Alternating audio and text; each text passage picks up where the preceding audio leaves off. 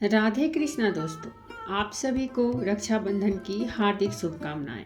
तो हमारी आज की कहानी है वाराणसी की कहानी।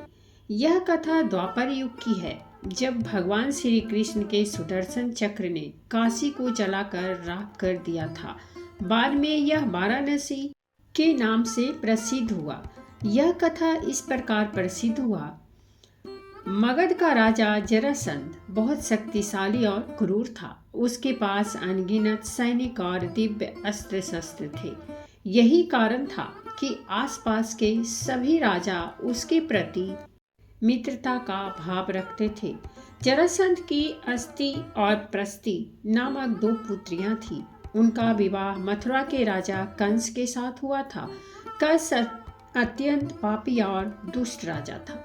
प्रजा को उसके अत्याचारों से बचाने के लिए भगवान श्री कृष्ण ने उसका वध कर दिया। दामाद की मृत्यु की खबर सुनकर जरासंध क्रोधित हो उठा।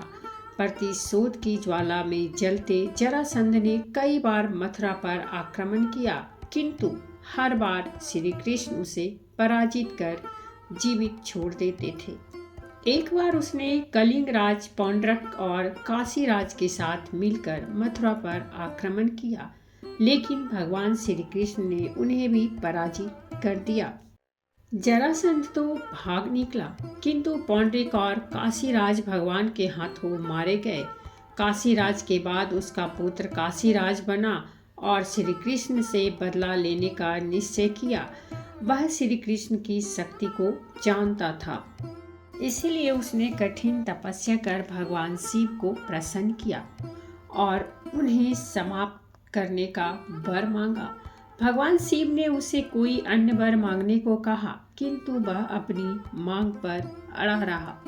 तब शिव ने मंत्रों से एक भयंकर कीर्त्या बनाई और उसे देते हुए बोले, वत्स, तुम इसे जिस दिशा में जाने का आदेश दोगे, यह उसी दिशा में स्थित राज को जलाकर राख कर देगी।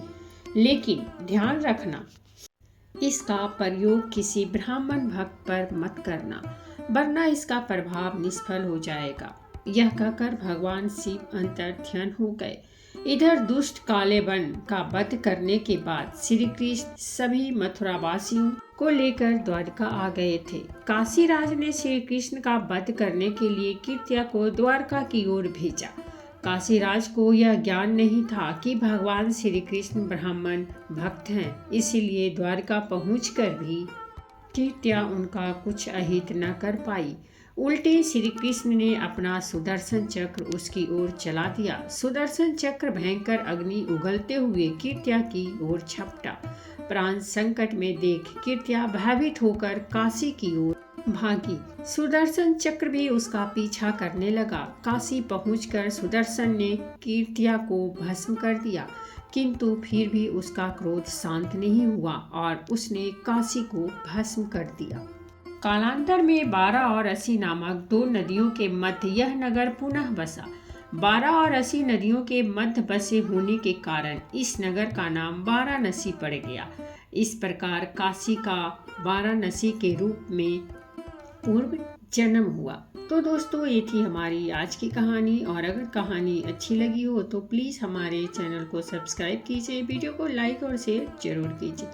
कहानी सुनने के लिए बहुत बहुत धन्यवाद। मिलते हैं हम एक नई कहानी के साथ।